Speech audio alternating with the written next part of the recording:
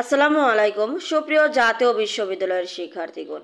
জাতীয় বিশ্ববিদ্যালয়ের মেন ওয়েবসাইটে একটি গুরুত্বপূর্ণ পরীক্ষার ফলাফল প্রকাশ করা হয়েছে। আজকের এই ভিডিওতে আমরা সেই ফলাফল প্রকাশিত নোটিশটি নিয়েই বিস্তারিত আলোচনা করব। অনার্স তৃতীয় বর্ষের ফলাফল প্রকাশ করা হয়েছে।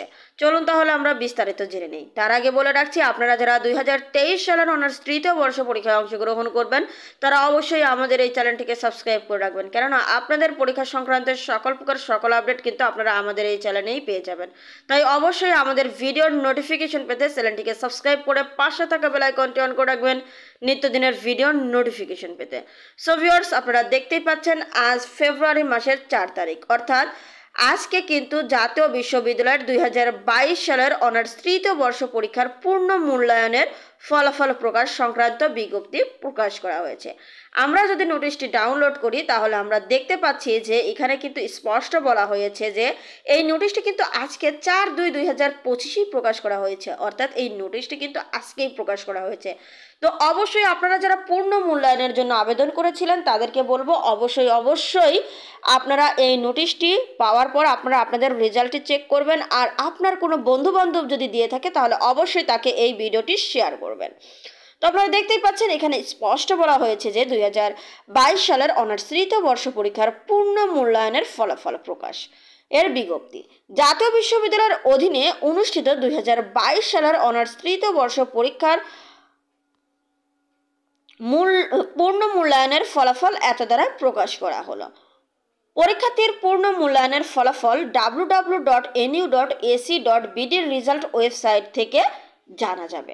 তাহলে আপনারা যারা এখনো রেজাল্ট দেখেননি তাদেরকে বলবো অবশ্যই আপনাদের পূর্ণ মূল্যায়নের ফলাফল প্রকাশ করা হয়েছে। আপনারা www.nu.ac.bd গিয়ে এই ওয়েবসাইটে গিয়ে আপনারা আপনাদের রেজাল্টটি দেখে নেবেন।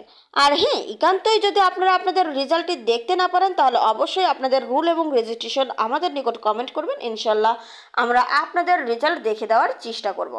আর হ্যাঁ, আরও একটি বিষয়, আপনারা যারা এই পূর্ণ মূল্যায়নের জন্য আবেদন করেছিলেন রেজাল্ট ইমপ্রুভ হয়নি এমনটি যদি হয়ে থাকে তাহলে অবশ্যই আপনাদেরকে বলবো আপনাদের ফর্ম ফিল আপ কিন্তু চলমান রয়েছে, তাহলে অবশ্যই ফর্ম ফিল আপ কিন্তু সম্পূর্ণ করবেন। নির্দিষ্ট সময়সীমার মধ্যে যদি ফর্ম ফিল আপ সম্পূর্ণ না করেন তাহলে কিন্তু পরে লেট ফি গুনতে হবে। আর আপনারা যারা হয়তো কোনো কারণে সাবজেক্টে এফ আসতে পারে এখনও যদি অবহেলা করেন সেক্ষেত্রে কিন্তু একটি বছর আপনাদের লস হয়ে যাবে। তাই বলবো যে সময় থাকতে আপনাদের কার্যক্রমগুলো সম্পূর্ণ করবেন, যত দেরি করবেন তত পস্তাবেন। তাই বলবো এখন থেকে পড়াশোনা শুরু করুন। এবং আপনাদের কিন্তু 4th ইয়ারের পরীক্ষা, যারা পূর্ণ মূল্যায়নের জন্য আবেদন করেছিলেন তাদের তো সামনে 4th ইয়ারের পরীক্ষা। তো সকল বিষয় মাথায় রেখেই কিন্তু আপনাদের কার্যক্রমগুলো সম্পূর্ণ করতে হবে।